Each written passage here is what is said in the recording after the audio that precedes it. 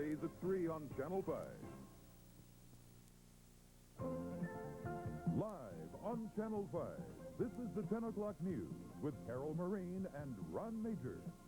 Good evening. It seems to be a strange shooting incident, even by big city standards. 4 youths are in the hospital. Police are looking for an assailant who did his shooting while riding a bicycle.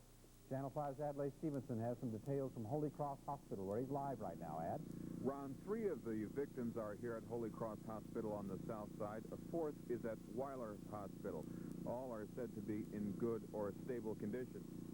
We are getting a lot of contradictory stories about how and why this happened. To the best of our knowledge, a group of youths riding on bicycles chased the victims down Paulina Street, shooting them in the back as they went. Earlier, one of our camera crews talked with one of the victims as he was carried away in a stretcher. They shoot about 4 or 5 of them. We just was standing there, you did, and 2 of them come through and shoot about 4 or 5 of them. What's your name? My name is Willie Winter. You got him? Yeah, I got you, Willie. I don't know who shot him, but I'm going to find out. The identity of the victims here at Holy Cross are Willie Wyndham, 18 years old, who you just saw there. He was shot in the back. 15-year-old Renee Sanchez shot in the right leg, and 14-year-old Antoine Richardson also shot in the back. The 12-year-old at Weiler's Hospital has not been identified. Police are combing the area of the shooting, looking for a suspect on a 10-speed bicycle. They can only say at this point that the shooting may have been gang-related. Ron and Carol? Thanks, Ed. Tonight, Neil Hartigan is an official candidate for governor in Illinois, making the announcement in a statewide media blitz in which he promised to cut taxes. And Carol, our exclusive Channel 5 News Sun-Times poll shows tonight that even before that promise was made, Neil Hartigan has a very strong chance against Governor Thompson. But then so does Adlai Stevenson. In a test election among the voters we polled, Thompson versus Stevenson is a statistical toss-up. Thompson leading by just 4 percentage points in a rematch of their 1982 race. In that race, you'll recall, Thompson beat Stevenson by only 1/10 of 1 percentage point. Stevenson does well against Thompson in Chicago and edges the governor just slightly downstate. Thompson is ahead comfortably in the Cook County suburbs and in the Collar County. Hartigan is further behind, but still trails by only 7 percentage points, 51 to 44. The state attorney general leads slightly in Chicago, but is virtually tied with the governor downstate and falls behind in the Cook County suburbs and in the Collar County. Stevenson does very well against Thompson among blacks, 79% to 15%. Hartigan's appeal to blacks at this stage is a little less strong, 65 to 27. But a big source of strength for Thompson may lie in younger voters. Thompson has 61% of that vote against Stevenson's 35%, and 65% of the younger vote to Hartigan's 33%. Now, if you considered a rematch of the 1982 gubernatorial election between Thompson and Stevenson, 80% of those who voted for Thompson then would stick with him this time, while 16% would switch over to Stevenson. Conversely, Stevenson would keep 87% of those who voted for him in 82. Only 9% would switch this time to Thompson. The numbers suggest that the closeness of the election may be because voters will stick to straight party lines. 47% of Democrats like Thompson, 35% say he's doing a good job, but he only gets 19% of the Democrats actually voting for him against Stevenson, and only 24% of the Democratic vote if Hartigan is running. Our pollsters say that means Democrats would not be voting against Thompson. They'd be voting for a Democrat. This poll was conducted by the Gallup organization with a sample of 1,020 voters, registered voters. The margin of error plus or minus 4%. Further details are available in tomorrow's Sun-Times. And with us live right now is Illinois Attorney General Neil Hartigan after a long day of announcing and campaigning. A lot of numbers we just ran by, sir. How do you feel about that poll tonight? Looks like I did 15% better tonight than I did last night. That's a good start, I suppose, Ron. We had a good day. As you know, I went out and did a lot of street campaigning this afternoon. The response to the petition for the tax cut probably is the best I've ever seen on any issue. Did I hear you also today not only say you were for a tax cut, but you would not raise taxes under any circumstance during a term as governor? That's right. And more importantly, when I give my word before an election, I keep it after the election when I get into office. Mr. Hartigan, given the fiscal problems of this state, is that a responsible promise to make? Carol, I think you saw as Lieutenant Governor, as Attorney General, I don't make any promises that aren't responsive. I make very few, and I keep them. This state's budget is now over $20 billion. Governor Thompson has doubled the spending in the time that he's been in office. He's doubled the bonding obligations since he's been in office. We get the lowest return from the federal government. You know, the statistics are terrible, and so are the conditions as far as state government. Yes, we can manage the government much more effectively. Mr. Hartigan, there was a point today at which you thought it might be a good idea if Adlai Stevenson decided not to get into the race. We've talked to him in Japan today. He clearly is going to get into the race. Does that mean you have to raise more money now? Is it going to be much more expensive to run a difficult primary and general election? Well, sure, Ron. It's obviously going to take a great deal more money. And I also think that the results that you just talked about, 10 polls in a row over the last year and a half had shown me beating Governor Thompson. Now, for the last 3 weeks, I've tried to defer and tried not to respond to these attacks and the what have you from Adlai and his staff people and consultants. That takes, it takes away from you, and so there's a bit of slippage there. It's divisive. It takes up too much money. The reality is that both Adlai Stevenson and Jim Thompson had 10 years in the Senate and in the governorship to get done whatever they were going to get done. They didn't make it. The results simply aren't acceptable. I think it's time for a new day. Thank you very much. Thanks, Ron. Bye, Carol. The other and unannounced Democrat in this race, Adlai Stevenson, who ran 4 years ago and lost against Jim Thompson, wasn't around for the Hartigan announcement today. He was in Japan, as Ron said. But Stevenson sent word that he is ready to go head-to-head with Hartigan on the issues. You can name the place. Meanwhile, in Stevenson's Chicago law office, consultant Larry Hansen was on the phone, laying campaign groundwork for the primary fight ahead with Hartigan. I've had more people tell me since my arrival in Chicago that they have never seen Stevenson more forceful, more confident in himself, comfortable with himself, and ready to take the argument to the opposition. What's Neil Hartigan's vulnerability? I think that a lot of people have concluded that Mr. Hartigan represents much of the same kind of old politics that Governor Thompson does. Good Lord. The Republican and incumbent in these gubernatorial sweepstakes wasn't in town for the Hartigan declaration either. He was in New York tonight at a fundraiser in his behalf. But before Jim Thompson left town, he had this to say about both Democrats who want his job. Adlai Stevenson. And he was never really able to tell the people of Illinois why he wanted to be governor or what he would do as governor. And Neil Hartigan. So far, his issues have seemed to be sort of minor in comparison with the needs of the people of Illinois. The least known candidate in this race was around today. He is independent James Nolan, a former Thompson cabinet member and university professor. Nolan has chosen a literary hero as the emblem of his political battle. Don Quixote, the man with the impossible dream, I plan to show, just as Cervantes wrote, that Don Quixote was ultimately successful in his quest, and I can be successful in my quest. Jim Nolan, by the way, says unlike the other candidates, he will buy no television time for ads, accept no campaign contributions over $100, and if elected, he probably will raise taxes, at least for a while. Ron? It would seem that one of the most exciting things about running for governor of Illinois is announcing your candidacy. All the people in the media there to make it a big day. Or are they? In tonight's commentary, Jim Ruddle suggests a different script. Well, Neil Hartigan's probably cursing his luck today. He did what everybody knew he was going to do. He announced that he's running for governor. In carefully orchestrated appearances around the state, Hartigan had his historic words recorded by local TV stations so they'd make tonight's news. Unfortunately, the day began with the Chicago Sun-Times using buckets of ink to tell of a Channel 5 Sun-Times poll that showed Stevenson would clobber him if the primary were held today. Of course, the primary was not held today, and Hartigan's got until spring to turn the thing around. Although he's been bathing in political day-glow all his life, Hartigan has a remarkably low recognition among potential voters. But that's what a campaign is supposed to correct. Who outside of New York had ever heard of Geraldine Ferraro until last summer? If the poll has credence, it must worry the Hartigan troop. Younger voters, those up to age 49, never voted for Stevenson's father, yet Stevenson does very well with them. In current jargon, Stevenson hardly qualifies as a hunk, but females favor him far more than one-time boy wonder Hartigan. Hartigan does have some good advisors, he does have strength with older voters, and the party pros are pretty much behind him. Even so, he'd rather have had today for himself than to share it with Adlai's poll results. March is a long way off, however, and each candidate will have plenty of chances to reach the heights, to fall on his face in the meantime, and if they battle as everyone expects, they may keep Jim Thompson out of the headlines.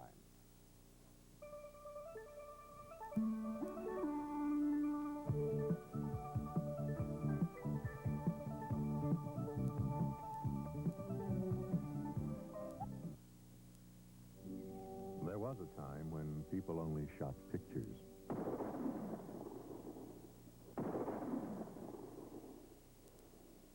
Anybody can beat my deal, I'll give you triple the difference back in cash. It's been well over a year now since I've been making this offer. And believe me, we're challenged on it all the time. But with deals like $100 down and $125 a month, I'll give you your choice of a new Sentra or a new pickup truck. It's pretty hard for anyone to compete with us. So if you're looking for a large selection and a dealer who's willing to stand behind his price with triple the difference back in cash if he can beat his deal, come to El Piemonte Nissan in Melrose Park. Today's investor has plenty of choices: money market funds, CDs, bonds. But interest rates change, and what goes up often comes down. Fortunately, there's AJOB, a secure investment alternative that pays 13% interest for as long as you own it. That's 13% locked in, and you receive it by check in the mail every month. So if you're tired of the ups and downs of investing, call AJOB and start earning 13% today.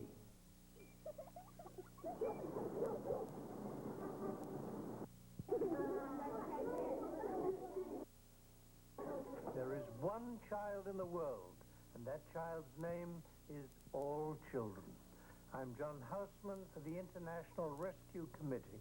Today, the IRC is at work helping refugees all over the world, providing food, shelter, clothing, medical help, saving lives from Vietnam to Afghanistan to Africa, helping people pick up the pieces and start over. Now, some of you won't do anything about this. Goodbye. For the rest of us, kindly write this down. The International Rescue Committee, Box 16, New York, New York. Don't think you have to give a lot. $10 can feed a hungry refugee for a week. Thank you.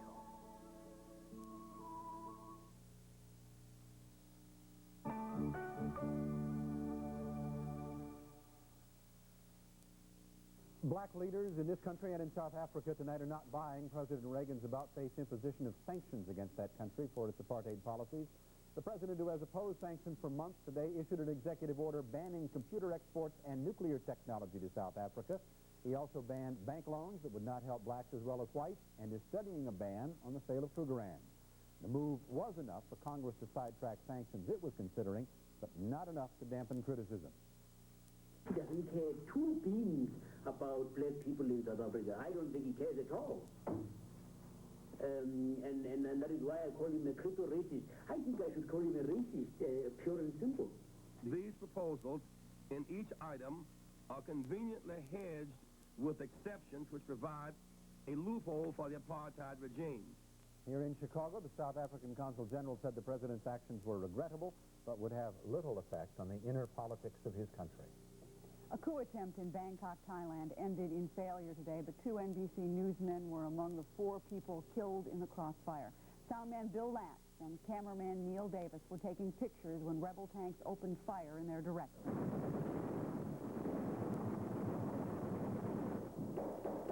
Help! Help! With the camera still running, Latz, who was hit in the legs, began waving a white handkerchief. Davis, fatally wounded, collapsed in front of the lens. Another cameraman pulled him away, and Latz crawled after them. He died later. NBC News mourns the loss of both men. In New York City tonight, a lot of parents angry over a city decision to let a child with AIDS attend public school. Parents demonstrated and kept 18,000 students home today on the first day of class. They used bullhorns to urge other parents to do the same. City authorities announced Saturday that an unidentified 7-year-old with AIDS would be allowed to go to school. The parents plan to file a federal lawsuit to bar that student. Actor Rock Hudson, who suffers from AIDS, announcing today he's going to tell his life story in a book called My Style. The proceeds would go to the Rock Hudson AIDS Research Foundation. The 59-year-old actor reportedly is resting comfortably at his Beverly Hills mansion. His agent says Hudson is not likely to reveal other celebrities' private lives in that book. Still ahead on the Channel 5 News, John Coleman telling us finally we're going to get a little autumn around here. Everybody's asking, Carol and Ron, and guess what? For you ball players and everybody else, the autumn breezes are blowing in Chicago. Call a friend. Call Medical Alert now before a medical emergency. Call toll-free 1-800-344-3226. Medical Alert, a non-profit foundation. Central Furniture is offering fantastic discounts on all merchandise. Big discounts on Tower Power stereos from $249. Big discounts on all size mattresses. Wide selection starting at $44 each. Plus, big discounts on washer-dryer combinations from $495. And Central Furniture has a credit plan for everyone. Working, not working, or short time on the job. And if you qualify, no money down. Central Furniture, 1348 North Milwaukee Avenue. How do you treat an alcoholic? With love. That's right, love. We know in treatment for alcoholism that love works wonders. You see, people who come to us are ill, not bad. And we're here to help, not make moral judgments. If you know someone who needs help, give us a call. We really can help. We can help even those who don't want help. Call the Alcoholism Treatment Center of Central DuPage Hospital, 653-4000. Now you can see your way clear to the Caribbean. Eastern Airlines has some great-looking prices. For only $272, including coach, charter, and hotel, you can spend 4 days and 3 nights in Nassau in the Bahamas.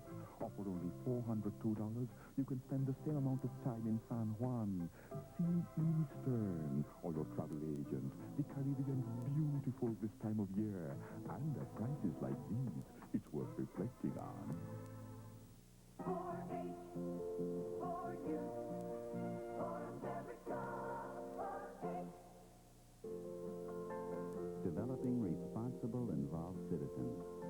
That's what 4-H is doing. You can help young people develop a sense of pride in themselves and their community as they learn to help others. Adult and teen volunteer leaders make it all happen. And so can you. In 4-H. Yes, in fact, it was an earthquake that hit the western suburbs tonight. Nobody hurt, but as Channel 5's Paul Hogan tells us, some residents were shaken up. I had my running shoes on, ready to go out running. I could not believe it. I almost fell right on the kitchen floor. Jerry and Dave Huppert felt the quake and then found that their LaGrange home had been shaken to its very foundation. 3 or 4 times, the whole house moved. There were neighborhood conferences like this all over the western suburbs tonight as people relived the experience. It threw me off the chair, and all the pictures in our den just went flying. I ran outside. I thought something exploded. LaGrange Police Officer, we can help you? LaGrange Police said they received about 500 calls, but none was an emergency. We had no request for emergency services, and we had no power outages or nothing like that. Even so, the earthquake did register on a seismograph, and it was measured by scientists at Loyola University.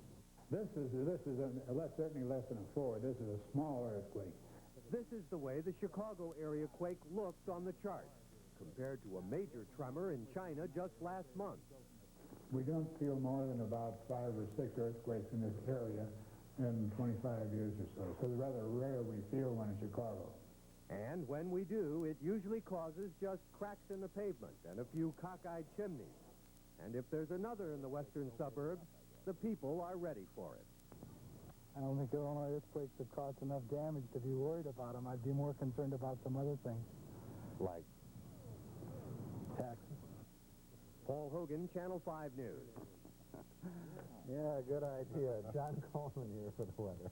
It was just about a 3 on the Richter scale, and it's just a little reminder every so often of what it's like to live in California. Aren't we glad we don't? And about every 7, 8 years, we have one of these tiny earthquakes. There's a midget fault down in Will County. This was another bad day, the 7th consecutive bad day of this fall. Rain, yes, about an inch officially, but Antioch 2.5 inches. And tonight, there's a little band of clouds coming by and another little batch of showers. But these are light and unimportant. The big storms are on the radar, and they have powered through Indiana tonight and down into southern Illinois. Near South Bend at the Michiana Airport, there is considerable damage from a small tornado. At 10 o'clock in Chicago, no problem. 68 degrees, humidity still high, 81%, a west wind at 9. And behind this little band of clouds, the drier, cooler air will really begin to settle in. And this is the air mass over Minnesota and Wisconsin that's coming to Chicago for the next 2, 3, 4 days. And here's the storm line through Indiana and Ohio. And some of those storms are still violent, but they're not coming our way. The national satellite view shows some big storm clouds, too, over parts of Texas and Arkansas and streaming into the northeast.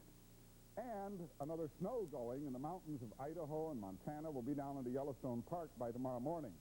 The national radar shows the squall line south of us, the big storms in Texas, and the snow and rain showers, cold stuff, in the west. Temperatures around the country today reflect a real cooling through the northern states.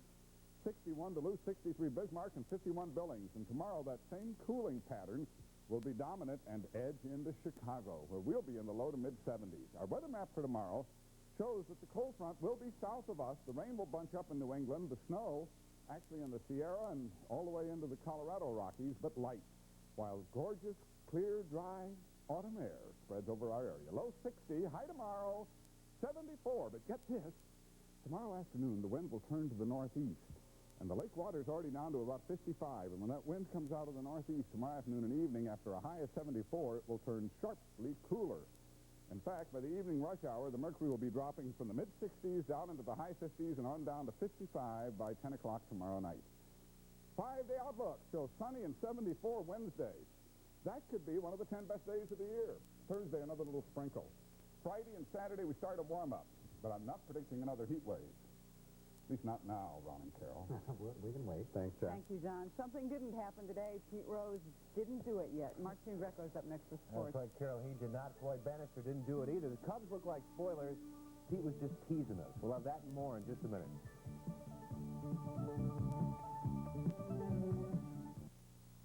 Arco American may save you up to 30% or more on your auto insurance. For your free phone quotation, call ES9 4677. All aboard! The International House of Pancakes Passport Breakfast. 2 eggs, 2 bacon, 2 sausage, and 2 very international-style pancakes. Either German, Swedish, French, or good old-fashioned buttermilk. So if you like a big breakfast just a little out of the ordinary, and you're headed for the International House of Pancakes, you're on the right track. 2 eggs, 2 bacon, 2 sausage, and 2 international-style pancakes, only $1.99. I'm Al Pamani of Al Pamani Dodge. Dodge has just announced 7.5 financing or up to $1,500 cash back. I'm going to go one step further. On any cash back offer, I'll double it, up to $3,000. For an example, an Omni with $100 down and your cash back, the payment is $132 a month. That's right, $100 down and $132 a month for a brand new Omni. Up to $3,000 cash back plus triple the difference back in cash if anybody can beat our deal at Al Pamani Dodge in Melrose Park. You've got a wet shirt and that's too bad. You could have a dry shirt if you only had brand new Pampers. Here comes totally new Pampers. The only diaper with a brand new blue waist shield to help stop wetness where you need help the most. Right here at the waist. So your baby stays drier and so does his nice clean towel. I've got a dry shirt and this is why. You could have a dry shirt if your mommy buys brand new Pampers. No other regular waist diaper has a blue waist shield. That's why they can keep your baby's top dry like new Pampers. We've got a dry shirt and we're so glad. You could have a dry shirt if you only had brand new Pampers. Totally new Pampers keeps babies drier from top to bottom. Brand new Pampers. After what he did in Chicago, all those folks in Cincinnati were just waiting for him to do it there. Wait, see, they knew he wasn't going to start tonight against a left-hander, and he's got, like, more than a week to just draw this thing out. Him, right? Yeah, just torture him. Pete Rose did have a chance to break Ty Cobb's record as a pinch hitter at his home in Cincinnati tonight. The Reds owner Marge Schott and the commissioner looking on with Rose's mother behind them. They all anticipated Pete coming in. He could have against Goose Gossage late in the game, but he stayed in the dugout. Now, Rose will start tomorrow, and we will cut into primetime programming to bring you his at-bats live. So, Petey, don't toy with us any longer. Meanwhile, in St. Louis, the Cubs and Cards in a makeup game. First inning, Keith Moreland drills one to right. The flare drops in to allow Gary Matthews to come around and score. The Stars beating the throw. It's 2-0 Cubs. Then, in the top of the second with 2 on, Sean Dunston flashes a bullet past Harry Pendleton. Durham flies around third. Coleman has no play out there in left. Bull scores at 3-1. Then with Ray Fontenot on the mound, watch Dunston inhale Pendleton's shot and come up with that rocket launcher to get him. Whoa, it is 3-1 in the ninth. Looks like the Cards are going to drop into a tie with the idle Mets. Back here on the south side, Floyd the Void Bannister through batting practice for the Twins tonight. Fourth inning, Gary Gaetti goes deep to center, way out there over Darrell Boston. A two-run shot makes it 2-0. Then in the fifth, Floyd served one up to Kent Herbeck. He tore a two-run homer of his own into the right field corner and made it 4-zip. And then later in the fifth, Gaetti returns to make it 5-0, slaps Floyd for a towering solo shot. Looked like it was going off the scoreboard. Almost the same spot. Boston saying, come on, give me a break. Sox lose 5-zip. Butcher got the shutout. To the scoreboard now, San Diego lost that game. The Reds come up winners, so they're still 8 behind the Dodgers, who look like they're going to beat Atlanta. The Padres would be 10 out then. In the American League, Kansas City, California scoreless. Royals were 1.5 up on the Angels going into tonight. Toronto beat Detroit 5-3, and the Yankees are leading Milwaukee 4-3 in the eighth, so New York has to win that one to stay a game and a half behind the Jays. Monday Night Football down in Dallas. The Cowboys and Redskins renewing that vicious NFC East rivalry. It is 30-7 Dallas in the fourth. One of the unfortunate plays that stood out in yesterday's Bear game was Willie Galt's muff of this perfect Jim McMahon bomb. Now, the Bears scored anyway, but Galt got an earful from the fans and wound up sitting out most of the second half for that miscue. I can't afford to drop a pass like that because it'll be crucial to our winning situation. It'll be crucial to me as my reputation as a receiver. But I can't let that bother me because I'm going to drop some and I'm going to catch a lot. I just have to concentrate more. The thing about it is that every time he drops the ball, that adds more fuel to the fire as far as being the kind of receiver that Mike Ditka expects him to be. That is true, but at least publicly, Ditka is supporting Galt. He will start against the Patriots. Good. Okay, thanks, Mark.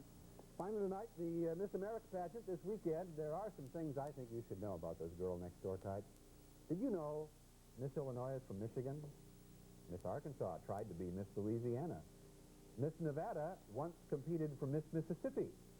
Oh, and Miss New Mexico, she tried to be Miss Virginia and Miss Tennessee before she found a state where she could win. And Miss New Jersey, she was sued by the first runner-up in that state who claims she never even attended the 2-week summer course she enrolled in to qualify as a New Jersey student. You see, Miss New Jersey is from Pennsylvania. So much for the girls next door. That's the news next Monday. We had to tell you it's news. We thank you for joining us. Good night.